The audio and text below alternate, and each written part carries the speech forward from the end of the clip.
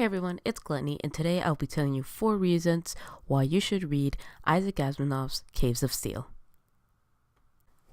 Okay, before we begin, I want to say I'm sorry if I'm pronouncing his name wrong. I've looked it up, and I've noticed that no one really properly pronounces the name, or everybody really pronounces it differently, and I'm sorry if I sound a little bit stuffy. I'm still getting through my cold.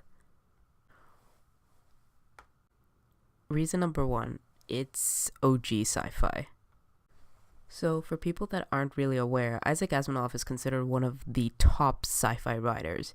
He began publishing novels and non-fiction books in the 50s, after building up a following from a decade of writing for science fiction, pulp magazines, and the like. He wrote his famous trilogy called The Foundation, and he wrote that in the early 50s, and it's probably one of the most acclaimed novels ever. He's also the godfather of the 3 laws of robotics, or otherwise known as Asimov's 3 laws of robotics. The first law is that a robot may not hurt a human being, or injure them through interaction, or allow the human to become injured. The second one is that a robot must obey orders given by the human, except if such orders go against the first law. And the third law is that a robot must protect its own existence, allowing such protection does not conflict with the first or second law. These 3 laws are pretty much the most solid laws in any science fiction book, and have almost kind of transcended into rules in a lot of science fiction writing, because they're so, I guess the only word to say, they're so solid, they're so in depth. And in my opinion, those are some pretty good rules to follow when you're dealing with AI robots.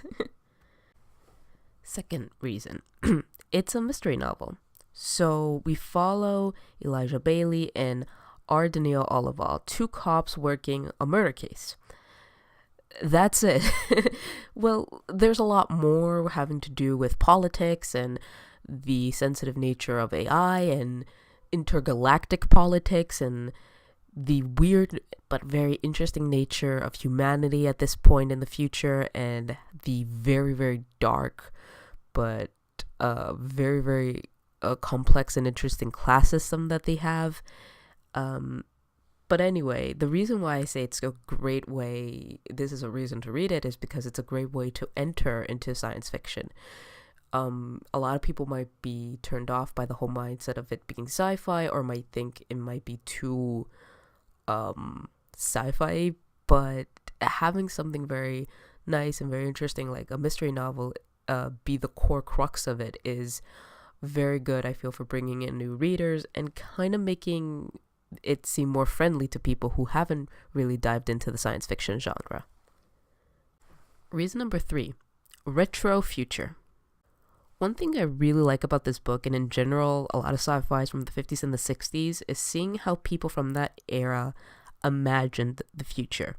It's fantastic for me to see that, for me to read it. Like, for example, in The Caves of Steel, the entirety of the city of New York is underground, hence the title, Caves of Steel.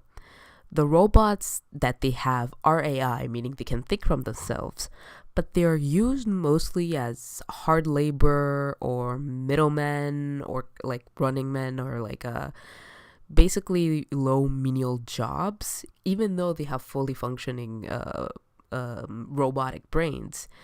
They are not really used as how we kind of use robots nowadays for like fine detail or surgery or stuff like that, which I find amazing. And also, space travel is possible, but it's not really feasible for the average person.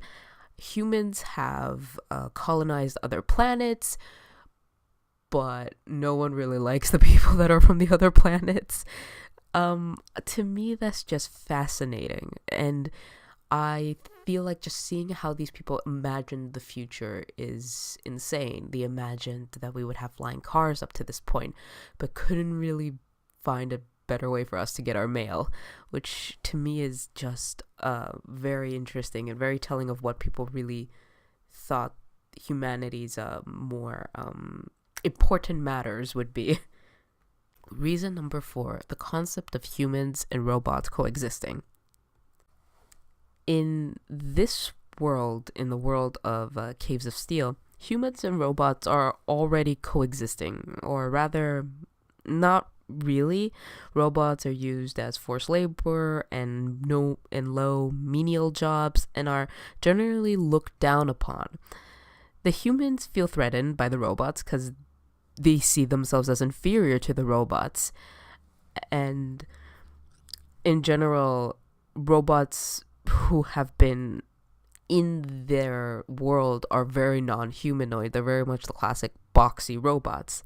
So it's very easy to distance themselves between and to kind of build two camps of like us versus the machines. But when a robot shows up that looks painfully human, to the point that even the top scientists can't tell that this is a robot, it makes our protagonists think differently about robots, about the possibility of robots, of why people aren't living together. It really much starts off him thinking a lot about why is everything like this? Why can't we live with robots? And then starts the whole conversation of like, what makes us human? What makes a robot a robot? Are we really that different? And anytime this concept is brought up, I am mesmerized, because I feel like now more than ever, we live in an age where the line between human and machine or robot gets blurred. And I find that amazing. And I don't know if I should find that amazing considering, how scary it also is, but to me it's fascinating. But I'm rambling. Well, that's it, everyone. Thank you. That's the video. I really hope you pick up the book, or if you don't pick up Caves of Steel, please try and pick up the Foundation trilogy. It's amazing, or any of other Isaac Asimov's works. You will not be disappointed. If you have another book that you want, or show you want me to talk about, please write it down in the comments below. Thank you very much, and until next time, bye!